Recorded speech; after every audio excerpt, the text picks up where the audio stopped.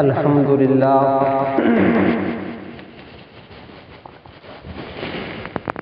الحمد لله نحمده ونستعينه ونستغفره ونؤمن به ونتوكل عليه ونعوذ بالله من شرور أنفسنا ومن سيئات أعمالنا من يهده الله فلا مضل له ومن يضلله فلا هادي له ونشهد أن لا إله إلا الله وحده لا شريك له ونشهد أن سيدنا وسندنا وحبيبنا ومولانا محمدا عبده ورسوله قال الله تبارك وتعالى في القرآن المجيد والفرقان الحميد أعوذ بالله من الشيطان الرجيم بسم الله الرحمن الرحيم قالوا من فعل هذا بآلهتنا قالوا سمعنا فتى يذكرهم يقال له إبراهيم قالوا أأنت فعلت هذا بآلهتنا يا إبراهيم قال بل فعله كبيرهم هذا فاسألوهم إن كانوا ينطقون وقال في موضع آخر يا نار كوني بردا وسلاما على إبراهيم وقال في موضع آخر هل يسمعونكم إذ تدعون أو ينفعونكم أو يضرون وقال الله تبارك وتعالى إني أذبحك فانظر ماذا ترى قال يا أبت افعل ما تؤمر ستجدني إن شاء الله من الصابرين صدق الله العلي العظيم وصدق رسوله النبي الكريم ونحن على ذلك لمن الشاهدين والشاكرين والحمد لله رب العالمين.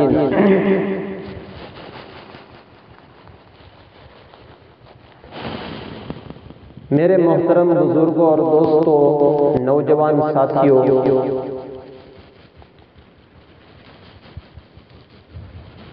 چند ہی دنوں کے بعد، ایک دو ہفتے کے بعد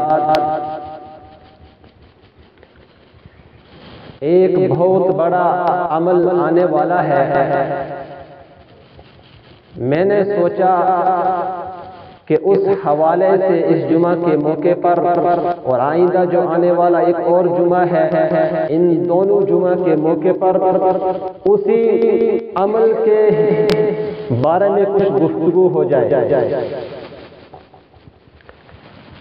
میرے دوستو، جو ہم اس موقع پر ایک بہت بڑا عمل کرتے ہیں، جو کہ حضرت ابراہیم اور ان کے بیٹے اسماعیل علیہ السلام کی یاد میں کرتے ہیں، اس حوالے سے میں نے آج کچھ تاریخی واقعات جمع کیے ہیں کہ جب حضرت ابراہیم علیہ السلام ابھی تک اس دنیا کے اندر تشریف نہیں لائے تھے، جو ابراہیم علیہ السلام کی قوم ہے وہ راستے سے بھٹک چکی تھی، غلط راستے پر چل رہی تھی، اصنام پرستی میں مبتلا ہو چکی تھی۔ انہوں نے ایک حال بنایا تھا اور اس حال کے اندر انہوں نے بے شمار پتھروں سے تراشے ہوئے بت رکھے تھے، اور اس گھر کے اندر، اس حال کے اندر جا کر وہ ان کی عبادت کرتے تھے، ان کے سامنے سجدہ ریز ہوتے تھے، ان کی عبادت کرتے تھے، ان سے مانگتے تھے۔ خود حضرت ابراہیم علیہ السلام کے والد آزر وہ خود یہی کاروبار کرتے تھے، یعنی پتھروں سے تراش کر بت بناتے تھے اور ان کو بیچتے تھے۔ وہ خود بھی اس حال کے اندر جاتے تھے اور وہاں پر جا کر ان کی عبادت کرتے تھے، ان کے سامنے سجدہ کرتے تھے، ان سے مانگتے تھے۔ لیکن اللہ تبارک و تعالیٰ نے اس قوم کی ہدایت کے لیے، ان کو صحیح راستہ بتلانے کے لیے حضرت ابراہیم علیہ السلام کو اس دنیا کے اندر بھیجا۔ اور اللہ تبارک و تعالی نے حضرت ابراہیم علیہ السلام کو اس گھر کے اندر بھیجا کہ جو آدمی خود یہی کاروبار کرتا تھا، یعنی پتھروں کو تراشتا تھا اور بت بناتا تھا اور بیچا کرتا تھا، اسی گھر کے اندر اللہ تبارک و تعالی نے اپنے نبی حضرت ابراہیم علیہ السلام کو اسی گھر کے اندر بھیجا۔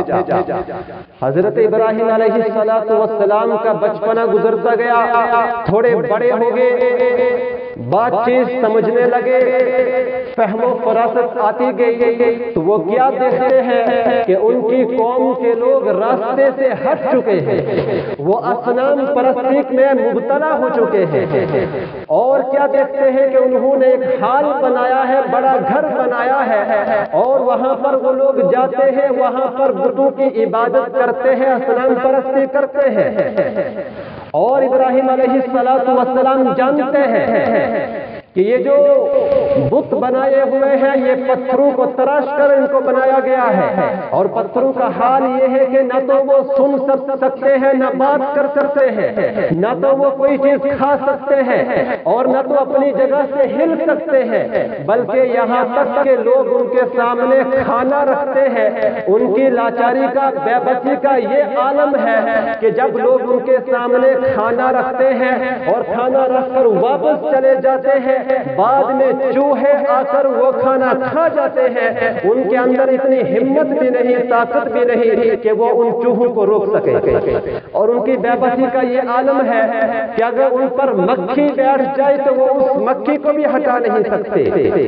ابراہیم علیہ السلام نے جب یہ سب کچھ دیکھا تو اپنے دل کے اندر سوچنے لگے کہ پتھروں کا یہ حال ہے، نہ تو یہ سن سکتے ہیں، نہ بات کر سکتے ہیں، نہ کسی کو نفع پہنچا سکتے ہیں، نہ کسی کو نقصان پہنچا سکتے ہیں، تو لوگ ان کی عبادت کیوں کرتے ہیں؟ آخرکار ان کے دل کے اندر یہ سوال پیدا ہوتا رہا۔ پھر ایک دن حضرت ابراہیم علیہ السلام نے اپنے باپ آزر سے پوچھا کہ ابو جان آپ عبادت کس چیز کی کرتے ہیں؟ تو انہوں نے کہا کہ ہم بتوں کی عبادت کرتے ہیں۔ پھر حضرت ابراہیم علیہ السلام نے سوال کیا کہ ذرا مجھے بتاؤ کیا یہ بت بات کر سکتے ہیں؟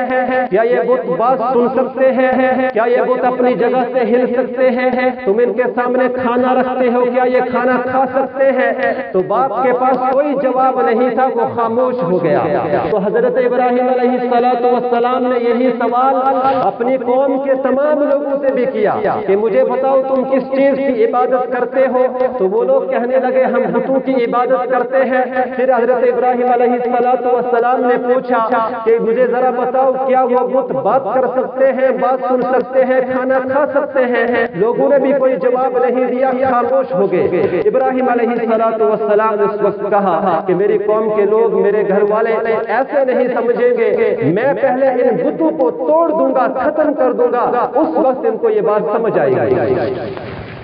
تو چند دنوں کے بعد ان کی عید کا دن آیا، خوشی کا دن آیا، تمام کے تمام لوگ عید کی تیاری کرنے لگ گئے۔ جب عید کا دن آیا، صبح سویرے تمام کے تمام لوگ اپنے گھروں سے نکل کر باہر ایک میدان کے اندر خوشی منانے کے لیے چلے گئے۔ گاؤں کے چھوٹے چھوٹے بچے جو حضرت ابراہیم علیہ السلام کے ساتھ کھیلا کرتے تھے، وہ بھی عید کے لیے خوشی منانے کے لیے باہر جا رہے تھے۔ انہوں نے آ کر حضرت ابراہیم سے کہا کہ تم بھی ہمارے ساتھ خوشی منانے کے لیے باہر چلو۔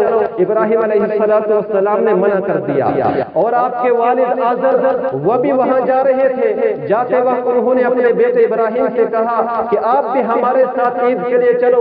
حضرت ابراہیم علیہ السلام نے کہا انا سقیم، میں بیمار ہوں اس لیے میں وہاں نہیں آ سکتا۔ تمام کے تمام گاؤں کے لوگ عید کے لیے باہر میدان کے اندر چل گئے۔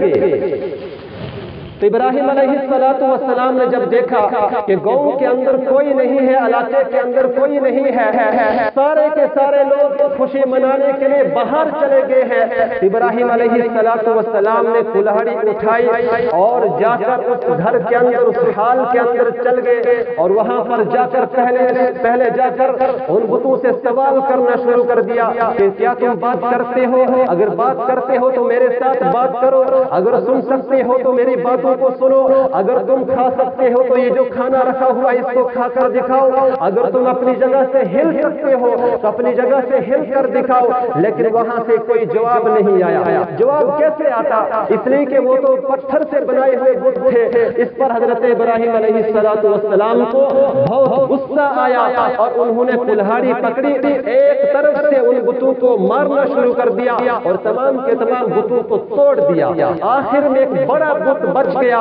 حضرت ابراہیم علیہ السلام نے وہ کلہاڑی اٹھا کر اس بڑے بت کی گردن میں لٹکا دی اور وہاں سے واپس آ گئے۔ پورا کا پورا دن یوں ہی گزر گیا۔ شام کو جب لوگ عید سے واپس آئے، گھروں کو واپس لوٹے، تو شام کو جب عبادت کا وقت آیا، وہ اس حال کے اندر داخل ہوئے عبادت کرنے کے لیے۔ وہ وہاں پر جا کر کیا دیکھتے ہیں کہ تمام کے تمام بتوں کو توڑ دیا گیا ہے، ان کو ٹکڑے ٹکڑے کر دیے ہیں۔ تو تمام کے تمام لوگ پریشان ہو گئے، حیران ہو گئے، آپس میں کہنے لگے من فعل هذا بآلهتنا، ہمارے معبودوں کے ساتھ یہ کس نے کیا، ایسا معاملہ کس نے کیا کہ ہمارے معبودوں کو توڑ ہی دیا ہے؟ تو لوگوں نے کہا قالوا سمعنا فتى يذكرهم يقال له ابراہیم، ہم نے ایک نوجوان کو دیکھا ہے کہ جو ان بتوں کی برائی بیان کرتا ہے، تکذیب بیان کرتا ہے، اس کو ابراہیم کہا جاتا ہے، شاید اسی نے یہ کام کیا ہوگا۔ تمام کے تمام لوگ مل کر حضرت ابراہیم علیہ السلام کے پاس پہنچ گئے اور آتے ہی سوال کیا انت فعلت هذا بآلهتنا یا ابراہیم، اے ابراہیم کیا تو نے ہمارے معبودوں کے ساتھ یہ معاملہ کیا ہے؟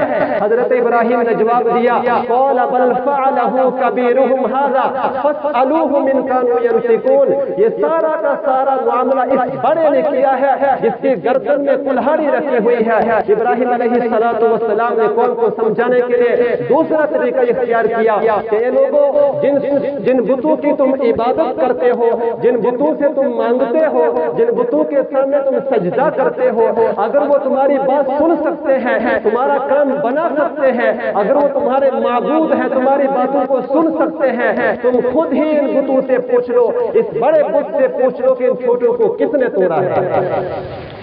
وہ لوگ تو جانتے تھے کہ یہ جو بت ہے ان کو پتھروں سے تراش کر بنایا گیا ہے، اور پتھر کا حال یہ ہے کہ پتھر نہ تو بات کر سکتا ہے، نہ سن سکتا ہے، نہ کھا سکتا ہے، نہ اپنی جگہ سے ہل سکتا ہے۔ اور جو یہ بڑا بت ہے یہ بھی تو ایک پتھر ہے، یہ بھی نہ اپنی جگہ سے ہل سکتا ہے، نہ بات کر سکتا ہے، نہ بات کا جواب دے سکتا ہے۔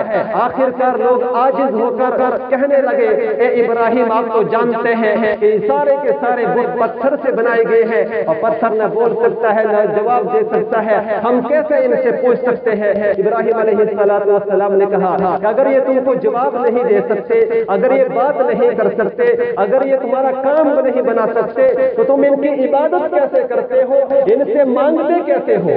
تو لوگ پریشان ہو گئے، حیران ہو گئے، آخر کار وہاں سے شرمندہ ہو کر واپس گھر آ گئے۔ لوگ واپس تو آگے، لیکن ان کو بہت غصہ تھا کہ پہلے تو ابراہیم ہمارے بتوں کی توہین کرتا تھا، ان کی تکذیب بیان کرتا تھا، لیکن آج تو اس نے ہمارے بتوں کو توڑ ہی دیا ہے، اس کے بارے میں کچھ نہ کچھ تو کرنا پڑے گا۔ آخر انہوں نے میٹنگ کی، مشورہ کیا اور ایک دوسرے سے کہنے لگے کہ ابراہیم کی سزا کیا ہے، اس نے تو ہمارے بتوں کو توڑ دیا ہے، اس کے ساتھ کیا معاملہ کیا جائے؟ تو سب نے مشورہ دیا کہ ایک کام کیا جائے کہ لکڑیوں کو جمع کیا جائے، اس کو آگ لگائی جائے اور ابراہیم علیہ السلام کو پکڑ کر اس آگ کے اندر ڈالا جائے، تمام کا تمام معاملہ نبٹ جائے گا۔ تو لوگوں نے یہی کام کیا، آگ جلائی، لکڑیاں جمع کی، اس کو آگ لگائی، جب آگ جلنے لگی ابراہیم علیہ السلام کو پکڑ کر اس آگ کے اندر ڈال دیا۔ لیکن اللہ تبارک و تعالیٰ نے حضرت ابراہیم علیہ السلام کو بچانا تھا، لوگوں کو نصیحت کروانی تھی، تو فوراً اللہ تبارک و تعالیٰ نے آگ کو حکم دیا یا نار کونی بردا و سلاما علی ابراہیم، اے آگ تو ابراہیم علیہ السلام کے لیے ٹھنڈی اور سلامتی والی آگ بن جا۔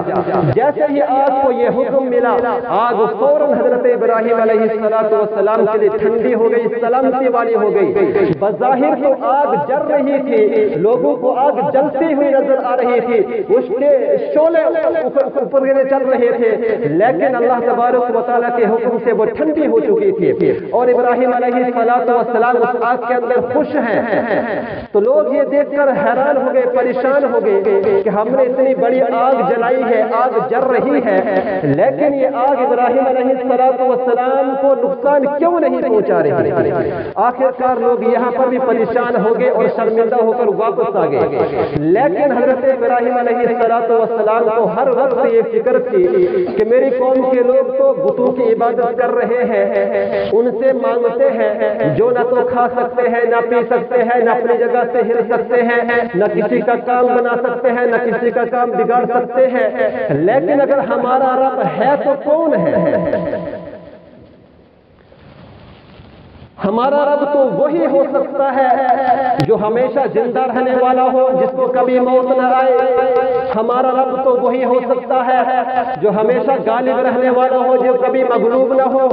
तो एक रात हजरत इब्राहिम अलैहिस्सलातु वस्सलाम ने सितारों को चमकते हुए देखा तो फौरन कहा हाज़ा रब्बी, यही मेरा रब है। लेकिन सुबह जब सुबह हुई, सितारे गायब हो गए, तो इब्राहिम अलैहिस्सलातु वस्सलाम ने फौरन कहा हाज़ा लैसा रब्बी, ये मेरा रब हरगिज़ नहीं हो सकता। फिर चांद को चमकते हुए देखा कि वो बहुत चमकदार है, रोशनी दे रहा है और कोई दूसरी चीज ऐसी है ही नहीं। इब्राहिम अलैहिस्सलातु वस्सलाम ने कहा हाज़ा लैसा रब्बी, ये मेरा रब है। लेकिन जब सुबह हुई, सूरज निकला, चांद गायब हो गया, तो इब्राहिम अलैहिस्सलातु वस्सलाम ने फौरन कहा हाज़ा लैसा रब्बी, ये मेरा रब हरगिज़ नहीं हो सकता। फिर दोपहर हुई, सूरज निकला, सूरज को चमकते हुए देखा, इब्राहिम अलैहिस्सलातु वस्सलाम ने कहा हाज़ा रब्बी, ये मेरा रब है। लेकिन जब शाम हुई, सूरज गायब हो गया, तो इब्राहिम अलैहिस्सलातु वस्सलाम ने कहा हाज़ा लैसा रब्बी, ये भी मेरा रब नहीं हो सकता, क्योंकि चांद भी कमजोर है, सूरज भी कमजोर है, चांद भी कमजोर है। कि रात को चांद निकला, सुबह हुई तो चांद गायब हो गया, सुबह जब सूरज निकला, रात का चांद गायब हो गया, और जब सुबह को सूरज निकला, शाम आई, शाम तो सूरज पर गालिब हो गई। ये हरगिज़ भी हमारे मालिक खालिक और रब नहीं हो सकते। मेरा रब तो वो है जो हमेशा जिंदा रहने वाला है, मेरा रब तो वो है जो हमेशा गालिब रहने वाला है, जिस पर हरगिज़ भी कोई चीज मगलूब नहीं हो सकती, जिस पर हरगिज़ भी कोई चीज गालिब नहीं आ सकती। फिर अल्लाह तबारक व तआला ने हजरत इब्राहिम अलैहिस्सलातु वस्सलाम पर वही भेजी। आपको पता चल गया कि हमारा जो रब है, सारी कायनात का रब है, जो है वो अल्लाह है, जो हमेशा जिंदा रहने वाला है, जिसको कभी मौत नहीं आएगी, जो हमेशा गालिब रहने वाला है, जो कभी भी मगलूब नहीं होता है। तो वहां उस शहर के अंदर एक बहुत बड़ा बादशाह था जो बहुत जालिम था। इतना जालिम था, उसकी दहशत इतनी थी कि तमाम के तमाम लोग उस बादशाह के सामने जाकर सजदा करते थे। उसने जब सुना कि यहाँ पर एक इब्राहिम नाम का आदमी है जो अल्लाह के सिवा किसी को सजदा नहीं करता, उसको बहुत गुस्सा आया। उसने अपने आदमी को भेजा कि जाओ इब्राहिम को पकड़ कर लाओ। इब्राहिम को लाया गया और बादशाह के सामने खड़ा किया गया। तो बादशाह ने इब्राहिम अलैहिस्सलातु वस्सलाम से पूछा, ए इब्राहिम जरा बता, मन रब्बुका या इब्राहिम, तेरा रब कौन है? इब्राहिम अलैहिस्सलातु वस्सलाम ने जवाब दिया रब्बी अल्लाह, मेरा रब अल्लाह है। तो उस बादशाह ने फिर सवाल किया अल्लाह कौन है? तो इब्राहिम अलैहिस्सलातु वस्सलाम ने जवाब में कहा कि अल्लाह वो है जो हमेशा जिंदा रहने वाला है, जिसको कभी भी मौत नहीं आएगी। अल्लाह वो है जो जिंदा करता है, मारता है। जब इब्राहिम अलैहिस्सलातु वस्सलाम ने ये बात कही कि अल्लाह वो है जो जिंदा करता है और मारता है, तो इसके जवाब में बादशाह ने कहा तो मैं भी तो जिंदा करता हूँ, मैं भी मारता हूँ। इब्राहिम अलैहिस्सलाम ने पूछा वो कैसे? उस बादशाह ने दो आदमी को बुलाया और सामने खड़ा किया। उनमें से एक आदमी को मार दिया और एक को यूं ही छोड़ दिया, और फिर कहा कि देख मैंने एक को मार दिया, एक को मौत दे दी और एक को छोड़ दिया, जिंदा छोड़ दिया, मैं भी तो जिंदा करता हूँ, मारता हूँ। इब्राहिम अलैहिस्सलाम को बहुत हंसी आई और कहा कितना बेवकूफ आदमी है, और सोचा कि ये इसी तरह नहीं समझेगा, कौम इस तरीके से नहीं समझेगी, मुझे कोई दूसरा मामला करना पड़ेगा।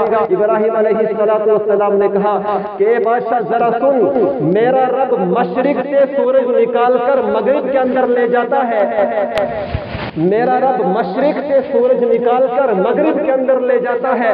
अगर तू जिंदा कर सकता है, मार सकता है, अगर तेरे अंदर ताकत है तो तू उस सूरज को मगरिब से निकालकर मशरिक के अंदर लाकर दिखा दे। तो बादशाह ये हरगिज़ नहीं कर सकता था। बादशाह भी परेशान हो गया, हैरान हो गया, उसने कोई जवाब नहीं दिया, वो भी वहां से वापस चल गया। तो उसके बाद अल्लाह तबारक व तआला ने हजरत इब्राहिम अलैहिस्सलाम को हुक्म दिया, अपनी कौम को भी दीन की तरफ दावत दो, असनाम परस्ती से रोको, अपने घर वालों को भी दीन की तरफ दावत दो, उनको भी असनाम परस्ती से रोको।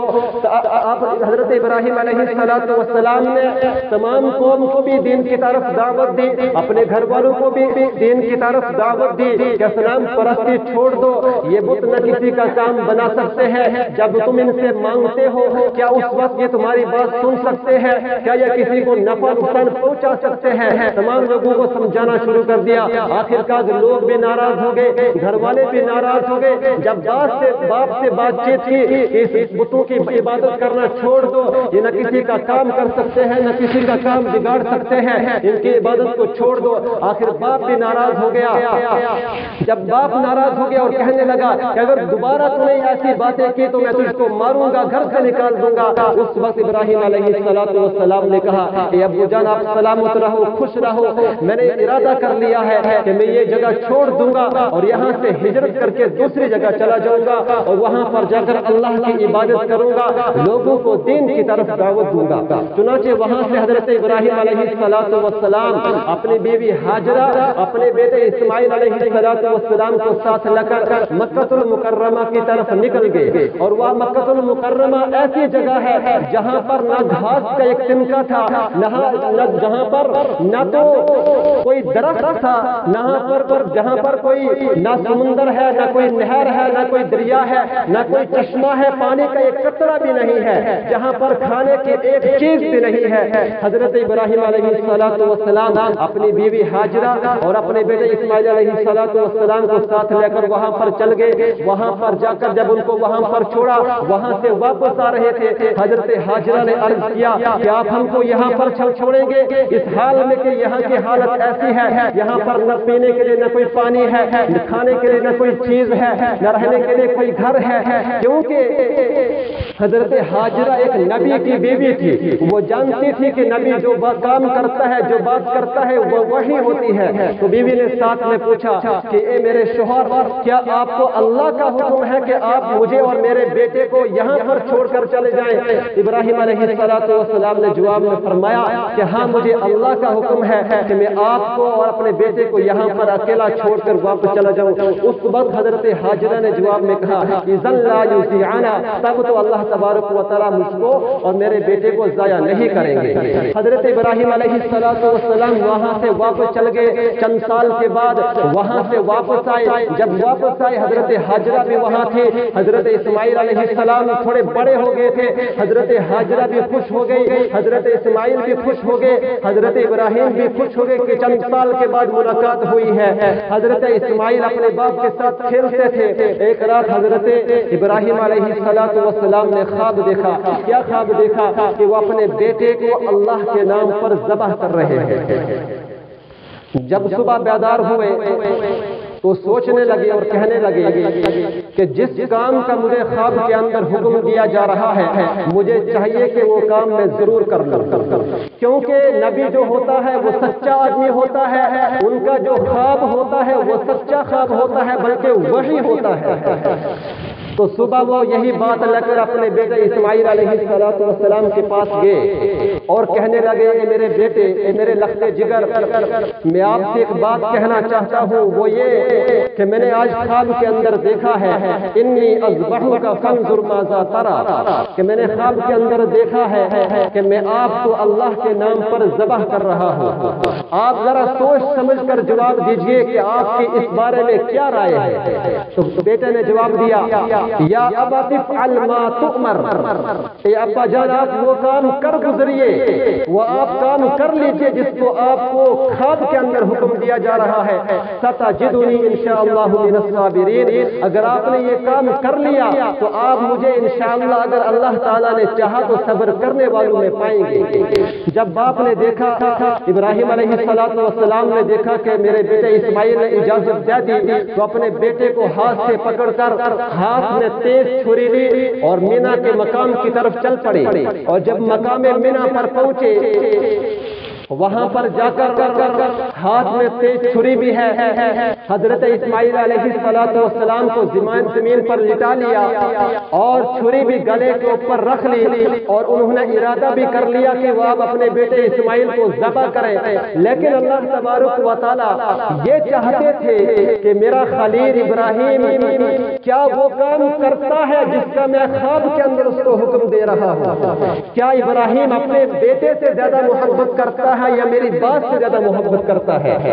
لیکن ابراہیم علیہ السلام اس امتحان کے اندر کامیاب ہو گئے، کامران ہو گئے۔ جیسے ہی وہ چھری چلانے والے تھے تو اللہ تبارک و تعالیٰ نے حضرت جبرائیل علیہ السلام جنت کے ایک میدے کے ساتھ بھیجا اور فرمایا کہ جاؤ ابراہیم سے کہو کہ اپنے بیٹے کے بدلے میں اس میدے کو ذبح کرو۔ حضرت جبرائیل علیہ السلام تشریف لائے اور ابراہیم علیہ السلام سے کہا کہ اللہ تبارک و تعالیٰ نے فرمایا ہے کہ اپنے بیٹے کے بدلے میں اس میڈے کو ذبح کرو۔ تو میرے دوستو، اللہ تبارک و تعالیٰ نے ابراہیم علیہ السلام کا یہ عمل اتنا قبول کیا، اتنا پسند فرمایا کہ تمام امت مسلمہ پر واجب قرار دیا، لازم قرار دیا کہ وہ عید الاضحیٰ کے موقع پر، بڑی عید کے موقع پر ابراہیم علیہ السلام اور ان کے بیٹے اسماعیل علیہ السلام کی یادگار میں قربانی کیا کریں۔ اس لیے انشاءاللہ اگلے ہفتے بھی قربانی کے حوالے سے بات ہوگی۔ اللہ تبارک و تعالیٰ سے دعا ہے اللہ تبارک و تعالیٰ ہم سب کو بات سمجھنے کی توفیق عطا فرمائے۔ وآخر دعوانا ان الحمدللہ رب العالمین۔